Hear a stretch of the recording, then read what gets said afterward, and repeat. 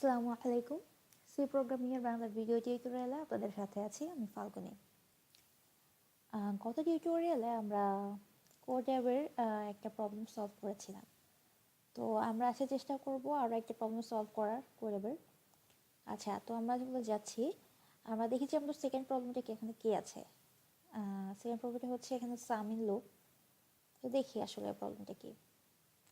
আচ্ছা, এখানে লেখা আছে যে নাও hour goal is to learn the loops. হ্যাঁ, তার মানে বোঝা যাচ্ছে প্রবলেমটা আমাদের লুপ দিয়ে সলভ করতে হবে। আচ্ছা, আর এখানে লেখা আছে ইনপুট ডাটা, আর আউটপুটটা কি হবে। Input data has the following format, first line contents N amounts of value to sum. ঠিক আছে, তার মানে বলা হচ্ছে যে আমাদেরকে একটা সংখ্যা নিতে হবে, আর second line contents N values themselves. আচ্ছা, এখানে মেইনলি বলা হচ্ছে যে আমাদেরকে একটা সংখ্যা নিতে হবে। সাপোজ আমরা 5 নিলাম, তো আমাদের আরও 5টা সংখ্যা ইনপুট নিতে হবে এবং ওই 5টা সংখ্যার যোগফল বের করতে হবে। ওকে, যেমন এখানে হচ্ছে যে আমাদের ইনপুট এন এর ভ্যালু 8। হ্যাঁ, তার মানে আমাদের এখানে আরও 8টা ইনপুট নিতে হবে, আরও 8টা সংখ্যা ইনপুট নিতে হবে এবং আমাদের রেজাল্ট যেটা হবে সেটা হচ্ছে 8টা সংখ্যার যোগফল। হ্যাঁ, তো আচ্ছা, তো আমাদের প্রথমেই একটা প্রবলেম দেখার সাথে সাথে প্রথমেই এটা প্রবলেমটাকে ছোট ছোট ভাগ করে সলভ করার চিন্তা করতে হবে। হ্যাঁ, আর ইনপুট আউটপুটের ফরম্যাটটা দেখে অনেক সময় প্রবলেম স্টেটমেন্ট পড়ে দেখাচ্ছে অনেক সময় একটু জটিল লাগে, যে বোঝা যায় না যে কি কাজ করতে হবে। কিন্তু অনেক সময় ইনপুট আউটপুটের ফরম্যাটটা দেখে বোঝা যায় যে আসলে আমাদের কাজটা কিভাবে করতে হবে। হ্যাঁ, তো আমরা যদি প্রথমে এই প্রবলেমটা দেখি, তো প্রথমে আমরা কি চিন্তা করব। আমরা প্রথমে ইনপুটটা নেওয়ার চিন্তা করবো যে ইনপুটটা আমরা কিভাবে নিতে পারি। তো আমরা তো জানি যে এখানে বলছে যে ফার্স্ট লাইন কন্টেন্টস এন, যেটা হচ্ছে amounts of values to some. হ্যাঁ, তার মানে হচ্ছে আমরা কয়টা সংখ্যা ইনপুট নিব সেই সংখ্যাটা আমাদের প্রথমে ইনপুট নিতে হবে। আমরা জানি, তাহলে আমরা খুব সহজে স্ক্যানআপ দিয়ে একটা ভ্যারিয়েবল নিয়ে ভ্যারিয়েবলটার ভ্যালু ইনপুট নেব। আর এরপর যেটা করতে হবে সেটা হচ্ছে আমাদের যে সংখ্যাটা আমরা নিয়েছি ইনপুট হিসাবে, সেই কয়টা সংখ্যা আবার আমাদের ইনপুট নিতে হবে। তার মানে আমরা এখানে যদি ইনপুট 5 হয়, তাহলে এর পরের লাইনে আমাদের 5টা সংখ্যা ইনপুট নিতে হবে। তো এটা কিভাবে আমরা করতে পারি, যদি আমাদের n এর ভ্যালু 5 হয়, তাহলে কি আমরা 5বার স্ক্যানএফ এরকম লিখে 5টা ইনপুট নিব?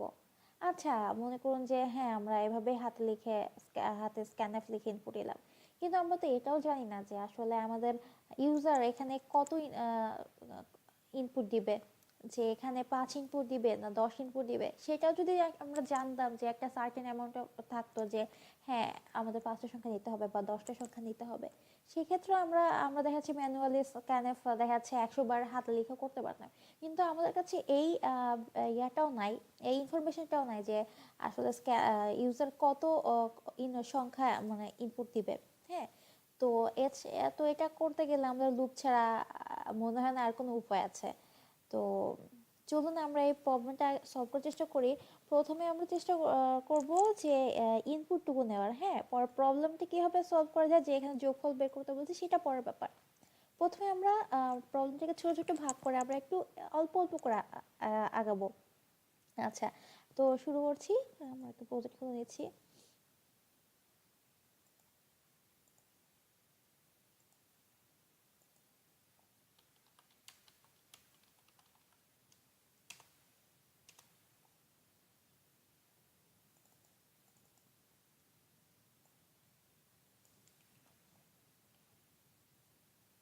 তো আমাদের প্রথম ইনপুটটা কি হবে, যে আমাদের ওই ভ্যালুটা, যে কয়টা সংখ্যা আমরা ইনপুট নিব সেইটা।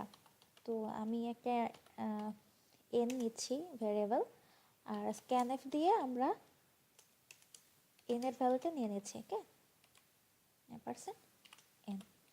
আচ্ছা, এখন যেহেতু আমাদের লুপ ব্যবহার করতে হবে, আমরা একটা এখানে কাউন্টার নেই আই নামে। আমরা যেহেতু এখন ফর লুপ জানি, শিখেছি এই পর্যন্ত, আমরা ফর লুপ দিয়ে প্রোগ্রামটা করার চেষ্টা করব। For i is equal to 0, আর এখানে এটা ইনিশিয়ালাইজেশন যে আই 0 থেকে শুরু হবে। এখন কথা হচ্ছে আই কন্ডিশনটা কি হবে, যেহেতু আমাদের n সংখ্যক সংখ্যা ইনপুট নিতে হবে, সেজন্য আমাদের লুপটা অবশ্যই n সংখ্যক বার চলতে হবে। যেহেতু আমরা এখানে 0 থেকে শুরু করছি, তাহলে অবশ্যই কন্ডিশনটা হবে i less than n। Okay, আর i এখানে আমরা i এর মান এক এক করে বাড়াবো, এই জন্য i প্লাস প্লাস নিলাম। আর আমরা লুপের মাধ্যমে কি কাজ করি, আচ্ছা এই যে এখানে লেখা আছে নাও hour goal is to learn the loops repeated action. হ্যাঁ, মানে আমাদের একটা কাজ যখন বারবার করার প্রয়োজন পড়ে, তখন আমরা কিন্তু লুপ ব্যবহার করি।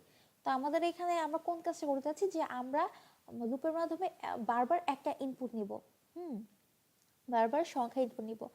আমি এখানে যে আরেকটা ভেরিয়েবল নিচ্ছি, কি নিব, নামে একটা ভেরিয়েবল নিলাম। হ্যাঁ, তো আমি এইখানে ইনপুট নিচ্ছি।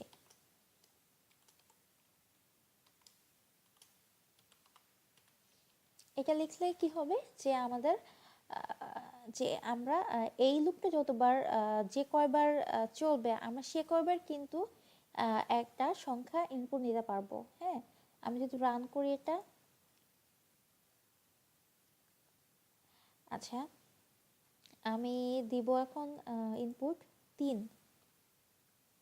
মানে অর্থাৎ আমরা 3টা সংখ্যা ইনপুট নিব। দেখি আমরা কয়টা নিতে পারি, 7 1 4। এই যে আমাদের তার মানে আমরা n এর ভ্যালু এখন 3, তার মানে যেহেতু i less than n, i 0 থেকে শুরু হচ্ছে এবং i লেস দ্যান n, তাহলে লুপটা 3বার চলবে এবং দেখুন যে আমরা 3টা ইনপুট কিন্তু নিতে পারছি। হ্যাঁ, আচ্ছা এই গেল আমাদের ইনপুট নেওয়ার ব্যাপারটা। আমাদের ইনপুট নেওয়ার ব্যাপারটা তো এখন এখন আমাদের আসতে হবে যে আসলে মেইন প্রবলেমটা এখন কিভাবে সলভ করা যায়।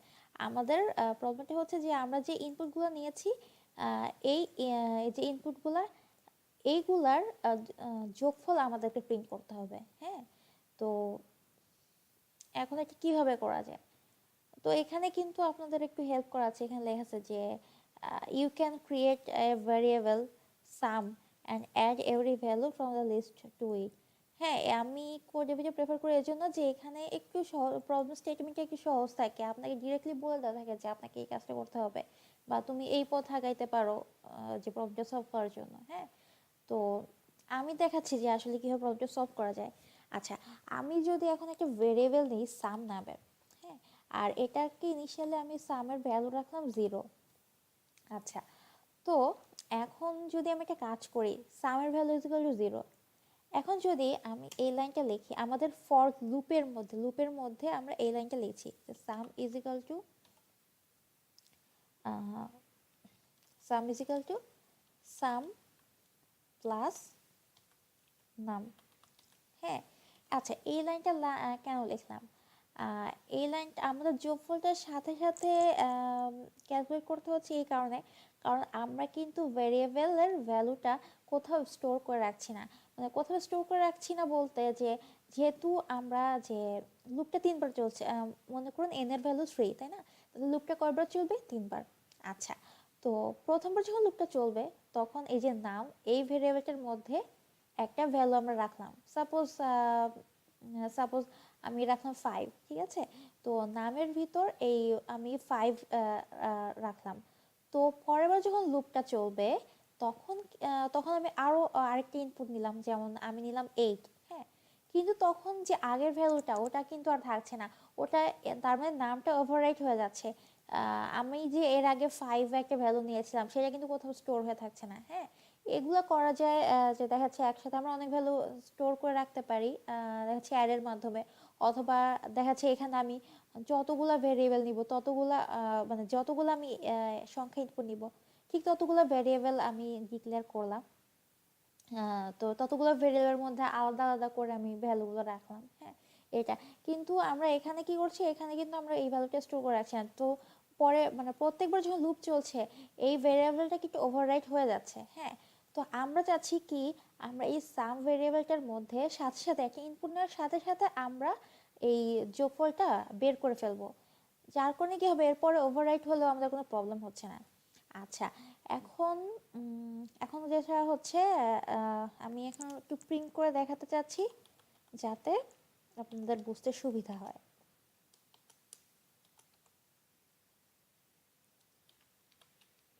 আমি সামের ভ্যালুটা প্রিন্ট করে দেখাবো।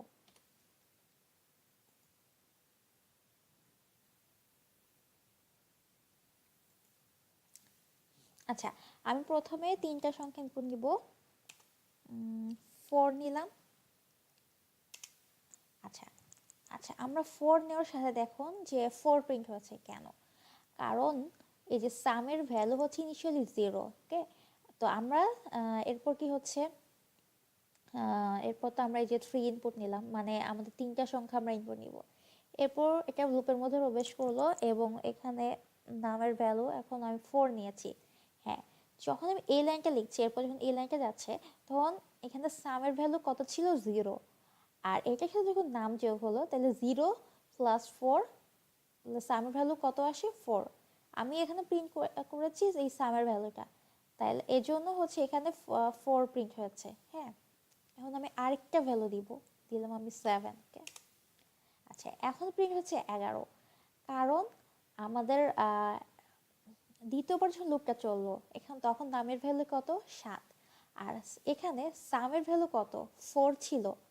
হ্যাঁ, গতবার এর আগের বার যখন লুপটা চলছে তখন কিন্তু সামের ভ্যালু, মানে এটা যোগ হয়ে কিন্তু সামের মধ্যে আবার অ্যাসাইন হয়েছে, অর্থাৎ সামের ভ্যালু 4 ছিল। 4 প্লাস 7 আসছে 11। এখন যদি আমি আরও একটা সংখ্যা ইনপুট দিই, সাপোজ আমি দিলাম 5। এই যে এরপর প্রিন্ট হচ্ছে 16, অর্থাৎ এর পরবার যখন লুপটা চললো তখন নামের ভ্যালু হচ্ছে 5 এবং সামের ভ্যালু ছিল 11। 11 প্লাস 5, এরপর সামের ভ্যালু হচ্ছে 16। হ্যাঁ, এই ভ্যালুটা প্রিন্ট হয়েছে, যেমন লুপটা 3বার চলে কিন্তু বন্ধ হয়ে গেছে। আচ্ছা, তার মানে আমাদের আশা করি আমাদের কোডটা ঠিক আছে। আমরা একটু এরা যে ইনপুটটা দিয়েছে এটা একটু চেক করে দেখি, কপি করি, কন্ট্রোল সি, কন্ট্রোল ভি। আচ্ছা আচ্ছা, এখন কথা হচ্ছে যে এই যে এখন আমাদের দেখতে হবে যে আউটপুটটা এরা কি চেয়েছে, যে answer should contain a single value, the sum of n values। অর্থাৎ আমরা যে প্রতিবারে এটা প্রিন্ট করছি সেটা তারা চাচ্ছে না, তারা চাচ্ছে ফাইনাল যে রেজাল্ট আসছে, যেমন সবগুলো যোগ করে যে রেজাল্ট আসছে তারা সেটা দেখতে চাচ্ছে, তাই না? তো তার মানে আমরা কি করব, এই প্রিন্টএফটা আমরা কন্ট্রোল এক্স দিয়ে কাট করলাম এবং এখানে কন্ট্রোল ভি দিয়ে কপি করলাম।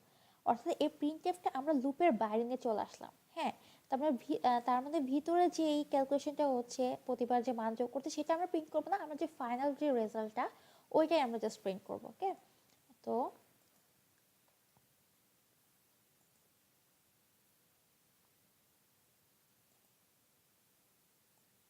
আবার কপি করি।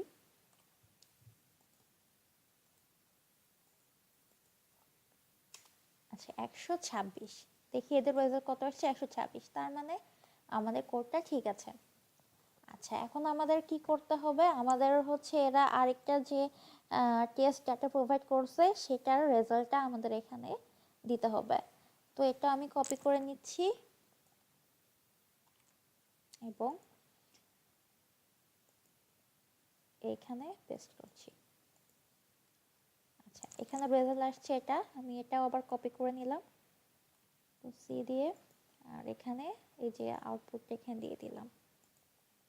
আচ্ছা, এবার আমরা কি করব, এবার আমরা কোডটা কপি করে নিব। কোডটা আমরা এখানে সাবমিট দিব। ওকে, আচ্ছা, এবার সাবমিট।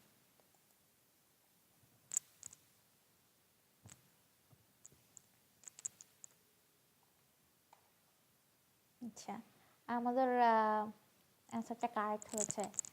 আর এই যে আমাদের আমাদের অ্যাকাউন্টে, আমাদের প্রোফাইলে আরও কিছু পয়েন্টস যোগ হয়েছে। আবার প্রোফাইলটা দেখে আসি। এই যে টাস্ক সলভ ট্রু, এই যে এখানে আমাদের লিস্টটা লিস্টটা দেওয়া আছে যে কয়টা প্রবলেম সলভ করেছি আমরা। তো এটা ছিল, আশা করি আমাদের এই প্রবলেমটা আপনারা বুঝতে পেরেছেন। এবং ফর লুপের একটা ইমপ্লিমেন্টেশন তো আমরা করলাম, যে আমরা তো ফর লুপ শিখেছি, এখন আমরা একটা কনভেন্ট প্রবলেম সলভ করে দেখলাম যে না, আসলে কিছুটা হলেও হয়তো আমরা ফর লুপ শিখতে পেরেছি, তাই না? তো নেক্সটে আরও কিছু প্রবলেম সলভ নিয়ে আসবো ইনশাল্লাহ। তো আজকের টিউটোরিয়াল এই পর্যন্তই, দেখা হবে পরবর্তী টিউটোরিয়ালে। আল্লাহ হাফেজ।